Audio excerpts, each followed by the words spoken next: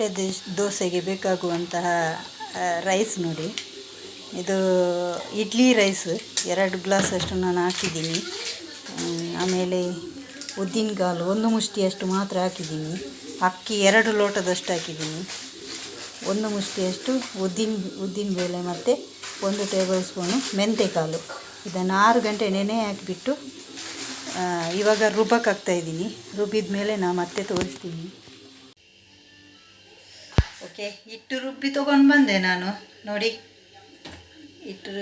ಹಿಟ್ಟಿಗೆ ಇವಾಗ ನಾನು ರುಚಿಗೆ ತಕ್ಕಷ್ಟು ಸ್ವಲ್ಪ ಉಪ್ಪು ಹಾಕ್ತಾಯಿದ್ದೀನಿ. ಕಲ್ಲುಪ್ಪು ಹಾಕ್ತಾಯಿದ್ದೀನಿ ನಾನು. ಎಷ್ಟು ಬೇಕು ಹಾಕೊಂಡು ಅಷ್ಟು ನೋಡಿಕೊಂಡು ಹಾಕ್ಕೊಳ್ಳೋಣ. ಮತ್ತು 2 ಟೇಬಲ್ ಸ್ಪೂನಷ್ಟು ನಾನು ಸಕ್ಕರೆ ಹಾಕ್ತಾಯಿದ್ದೀನಿ.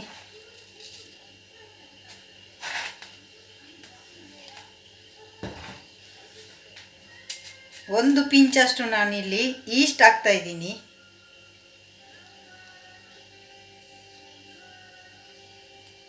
ನೋಡಿ, ಇಷ್ಟೇ, ಇದಕ್ಕೆ ಹಾಕ್ತಾಯಿದ್ದೀನಿ ನಾನು. ಇದು ಚೆನ್ನಾಗಿ ಕೈ ಆಡಿಸ್ಬಿಟ್ಟು ನಾವು ಇಟ್ಟು ಹದ ಮಾಡೋಣ. ನೋಡಿ, ಇದು ತುಂಬ ಗಟ್ಟಿ ಇದೆ. ಸ್ವಲ್ಪ ನೀರು ಹಾಕ್ಬಿಟ್ಟು ಚೆನ್ನಾಗಿ, ಎಷ್ಟು ನಾವು ಕೈಯಲ್ಲಿ ಈ ಥರ ಇದು ಮಾಡ್ತೀವೋ ಹದ ಮಾಡ್ತೀವೋ ಅಷ್ಟು ಚೆನ್ನಾಗಿ ಹಿಟ್ಟು ಫ್ಲಫಿಯಾಗಿ ಬರುತ್ತೆ. ಚೆನ್ನಾಗಿ ಈ ಥರ ಬೀಟ್ ಮಾಡಬೇಕು. ಚೆನ್ನಾಗಿ ಬೀಟ್ ಮಾಡಬೇಕು. ಇದನ್ನು ನಾನು ಇವಾಗ 8:30 ಆಯಿತು. ಬೆಳಿಗ್ಗೆ ಹಿಟ್ಟು ಕರೆಕ್ಟಾಗಿ ಹದ ಬಂದ ಮೇಲೆ ನಾನು ದೋಸೆ ಇದು ತೋರಿಸ್ತೀನಿ ನೋಡಿ. ಚೆನ್ನಾಗಿ ಈ ಥರ ಮಿಕ್ಸ್ ಮಾಡ್ಕೋಬೇಕು. ನೋಡಿ, ಇದು ಸ್ವಲ್ಪ ದಪ್ಪ ಇದೆ ನೋಡಿ. ನಾನಿಲ್ಲಿ ಸ್ವಲ್ಪ ನೀರು ಹಾಕ್ತಾಯಿದ್ದೀನಿ. ಎಷ್ಟು ಬೇಕೋ ಅಷ್ಟು ನೋಡಿಬಿಟ್ಟು ನೀರು ಹಾಕಿದರೆ ಸಾಕು, ಜಾಸ್ತಿ ಹಾಕೋಕ್ಕೆ ಹೋಗಬೇಡಿ.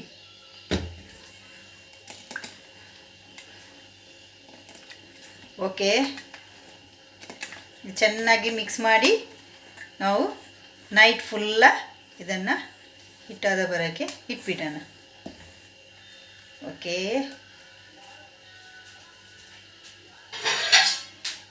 ಮುಚ್ಚಿಡ್ತೀನಿ. ನಾಳೆ ನೋಡೋಣ.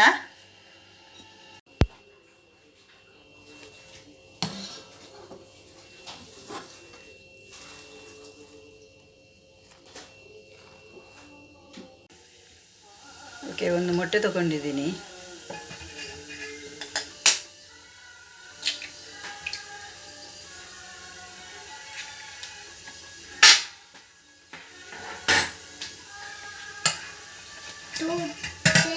ಒಂದು ದೋಸೆಗೆ 2 ಸೌಟು ಹಿಟ್ಟು ಹಾಕಬೇಕು.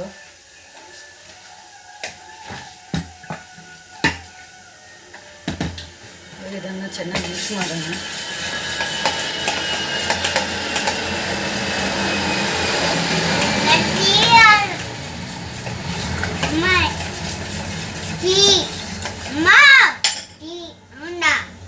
ಇವಾಗ ಇದನ್ನು ಹುಯ್ಯೋಣ ದೋಸೆಗೆ.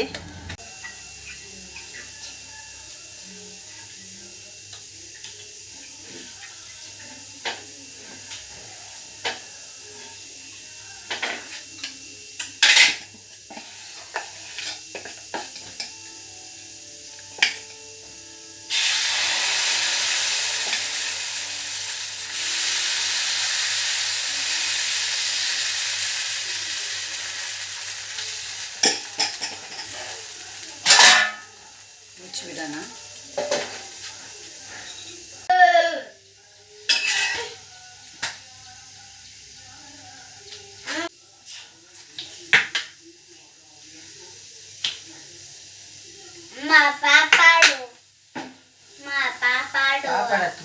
ಒಗ್ಗರಣೆ, ಚಟ್ನಿಗೆ ಒಗ್ಗರಣೆ.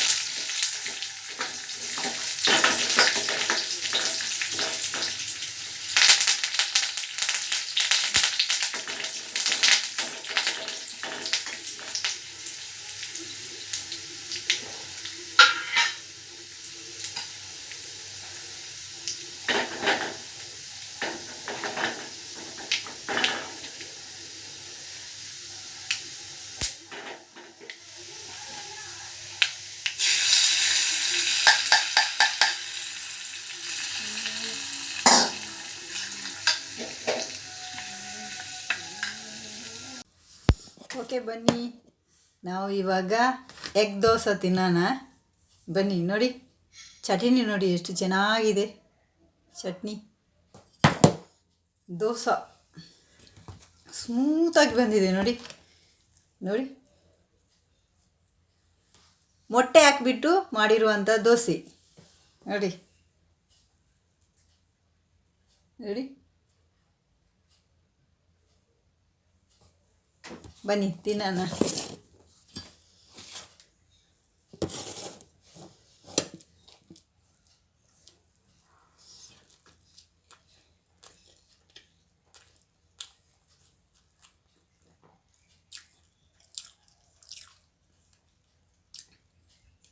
ಚಟ್ನಿ ಸೂಪರಾಗಿದೆ. ಈ ದೋಸೆಗೆ ಮೊಟ್ಟೆ ಫ್ಲೇವರ್ ಮತ್ತು ಉದ್ದಿನ ಕಾಳಿನ ಒಂದು ಘಮ, ರುಚಿ, ತೆಂಗಿನಕಾಯಿ ಚಟ್ನಿ, ತೆಂಗಿನೆಣ್ಣೆ ಹಾಕಿ ಮಾಡಿರುವಂಥ ಈ ದೋಸೆ ಏನೋ ಒಂಥರ ಸೂಪರಾಗಿ ಟೇಸ್ಟ್ ಕೊಟ್ಟಿದೆ. ನೀವು ಒಂದು ಸಲ ಟ್ರೈ ಮಾಡಿ, ಸಖತ್ತಾಗಿದೆ. ಎಗ್ ದೋಸೆ, ಮೊಟ್ಟೆ ದೋಸೆ ಸೂಪರಾಗಿದೆ.